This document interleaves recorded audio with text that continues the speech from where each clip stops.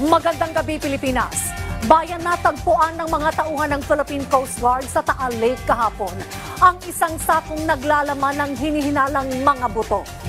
Susuriin pa ang mga ito para alamin kung ito'y may kinalaman sa kaso ng mga nawawalang sabungero.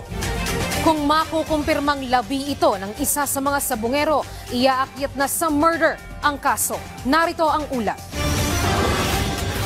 Dadaan na sa forensic examination at DNA testing ang mga buto na nakuha kahapon sa Taal Lake ng mga tauhan ng Philippine Coast Guard at PNP CIDG. Ayon sa Department of Justice, tinutukoy muna sa ngayon kung talaga bang buto ng tao ang nasa sako. At kapag nakumpirma ito sa loob ng 24 hanggang 48 hours, kukuhanan din nila ng DNA ang mga pamilya ng mga nawawalang sabungero at itetest sa buto upang matukoy kung isa ba talaga ito sa mga labi ng mga nawawalang sabungero.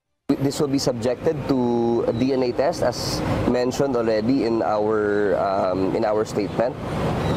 The DNA matching is actually underway. Kumbaga, ang gagawin po natin, kukunan natin ng DNA sample sa mga kamag-anak ng mga nawawala at imamatch ho natin yan sa mga DNA na makikita natin sa mga mahanap natin kung sakali.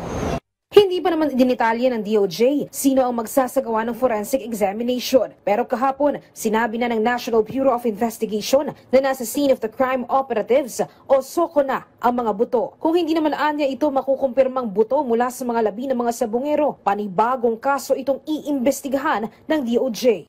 Pero step 2, hindi siya tumugma doon sa DNA ng mga kamag-anak na mga nawawala. Then we have just opened a completely new case. Dahil siyempre, tao pa rin yun. At kung hindi natin masasabi na kaugnay siya dito sa kasong ito, then malamang kasama siya sa ibang kaso. Ipinaliwanag naman ng DOJ na nakita ang sako sa lake bed malapit sa pampang ng Lawa kahapon at ang CIDG ang nakakita nito at ikinabigla din nila na initial site assessment lang ay may namataan agad silang sako na may buto. May ilan pang nakita na sako ngayong araw pero kinukumpirma pa kung may laman din ba itong buto tulad ng mga nakuha ng mga otoridad kahapon.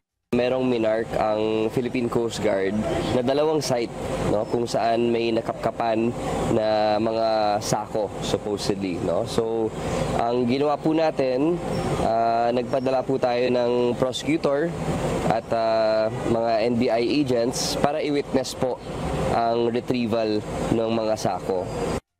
We will see, no, kung ano po yung laman ng mga sako na yon.